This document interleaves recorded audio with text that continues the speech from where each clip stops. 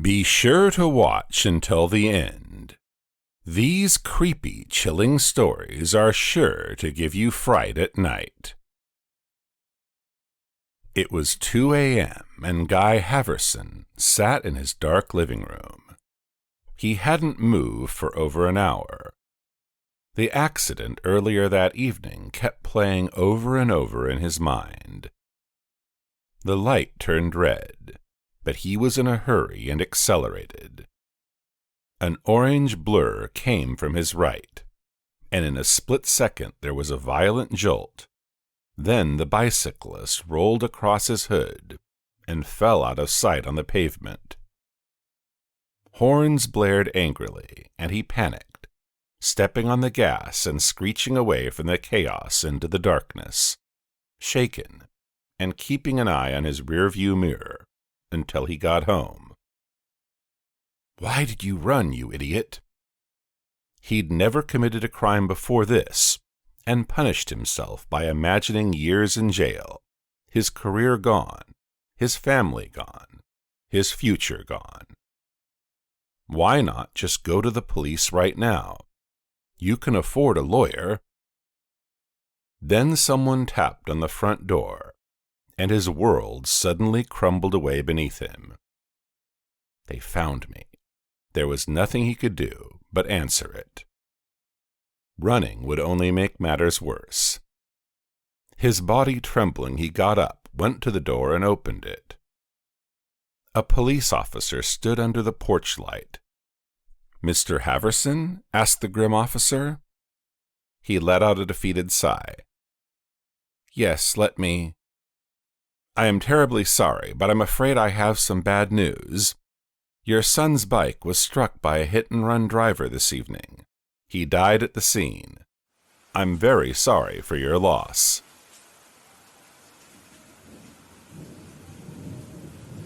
Have you ever walked into a room and found a vampire?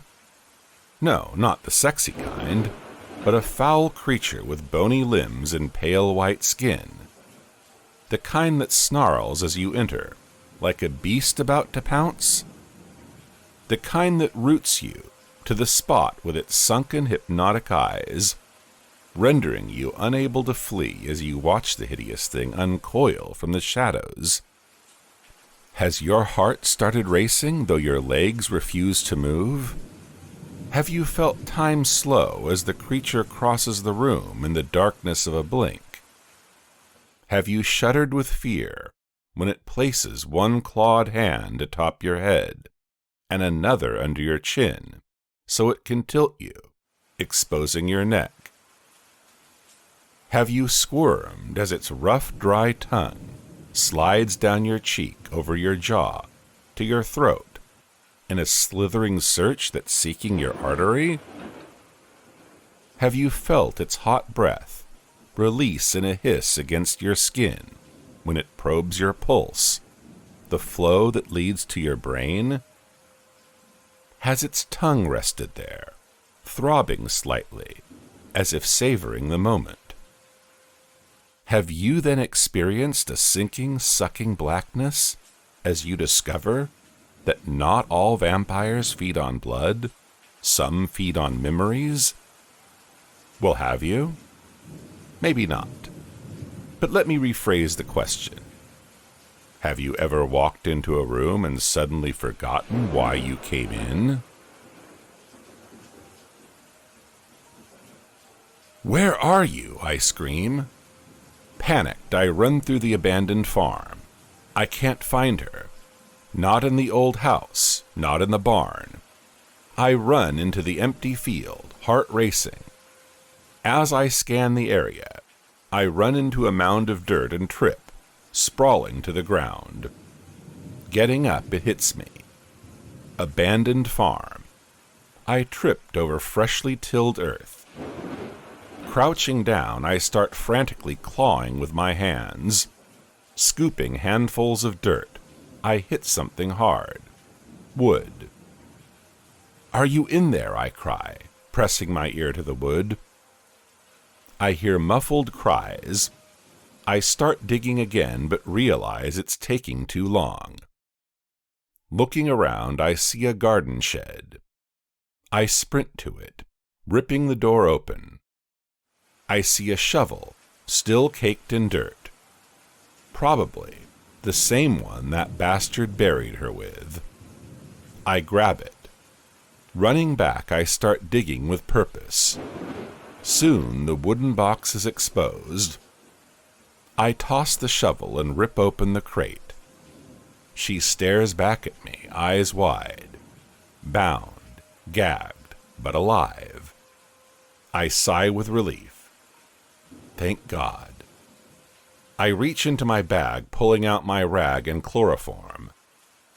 I crouch down, placing it over her face. She struggles and faints. I toss her over my shoulder. Ah, hell, my brother says as I walk back to the truck with a smirk. You found her. Yep, you almost had me, though. I laugh. All right, my turn. Where did you put her? I gesture to the creek area. Somewhere over there. Drowning's an issue, though. Jerk, he says, running off. I smile, watching him go. I love adult hide-and-seek.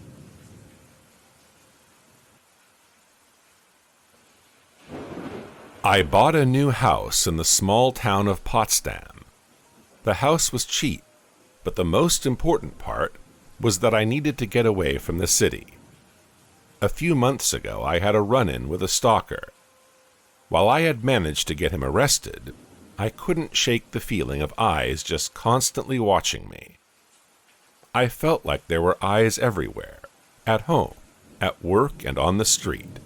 So I decided to move out into the country, to somewhere with less people, just for peace of mind. The house itself was big and somewhat old, but otherwise very welcoming. The agent who introduced me to the house had been required to mention that a serial killer had lived here in the past, which was why the house was so cheap. However, he, and later my next-door neighbor Susie, both told me not to worry about it.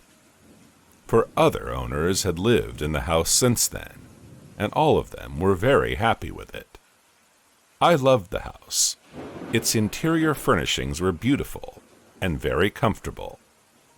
The people of Potsdam were friendly, often bringing over freshly baked pastries or inviting me over for dinner.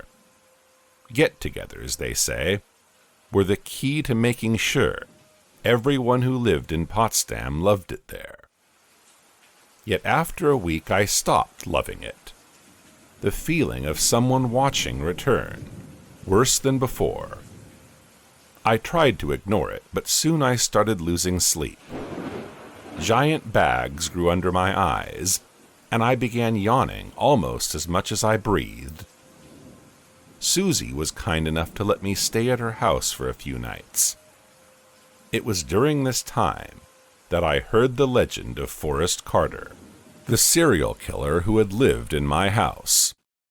While no one knows his exact kill count, Carter, also known as the Potsdam Peacock, was a man with an extremely severe case of narcissism.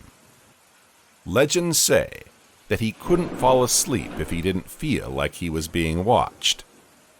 He was finally arrested for putting up a scarecrow to watch him during the night. Only it wasn't a scarecrow.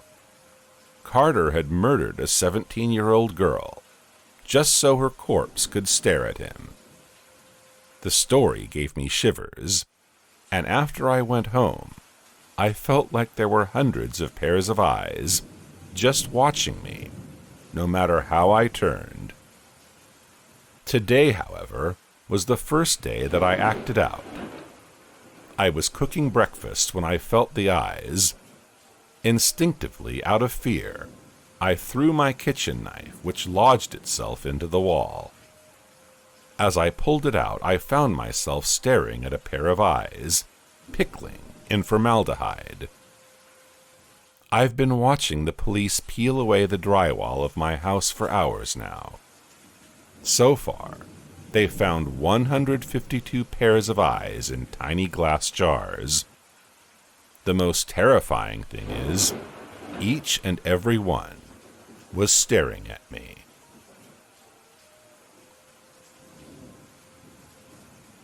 I don't want to sound mean, but the dead are pretty clueless. I've always seen them. When I was younger, everyone thought I was just talking to imaginary friends. After a couple years, when I overheard my parents talk about calling a psychologist, I realized what I was talking to. See, ghosts don't tend to realize they're dead, and they don't look like they do in the movies. They look just like us. I'm pretty smart for a 14-year-old, so I started noticing certain patterns to tell them apart from the living. They could be a bit distant from living people, or you'd see them try to talk to people who wouldn't even notice them. Some of them could tell I was different, that I noticed them. Like this guy I saw after school yesterday. I'm a big boy now, see? I don't need my parents to pick me up. Home is just a short walk away. He was standing away from the other parents, didn't talk to them, just stared at me. That's how I knew he was one of the ghosts. I went over, told him I knew what he was, and asked how I could help him. I don't remember much after that. I think because of what happened this morning. Downstairs, my parents were crying. I tried talking to them, but they ignored me. They must have died last night somehow. Sometimes the new ghosts wouldn't talk to me. Some police officers and reporters just arrived. They won't talk to me either. Just my parents. It's weird. I've never seen so many ghosts together before. Why won't anyone talk to me? Hello, my darling. You don't know who I am, but I know you. I am one of the 3 demons that were assigned to you at birth.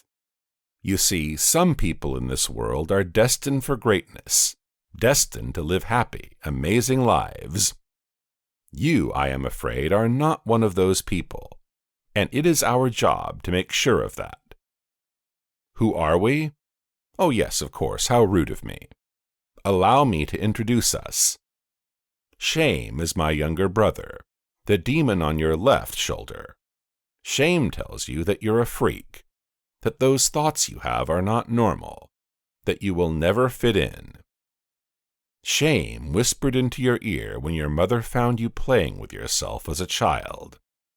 Shame is the one who makes you hate yourself.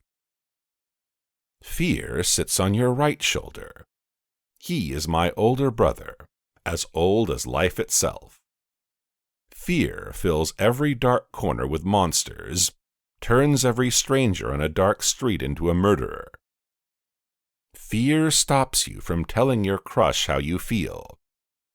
He tells you it is better not to try than let people see you fail. Fear makes you build your own prison. Who am I then? I am the worst of your demons, but you see me as a friend. You turn to me when you have nothing else because I live in your heart.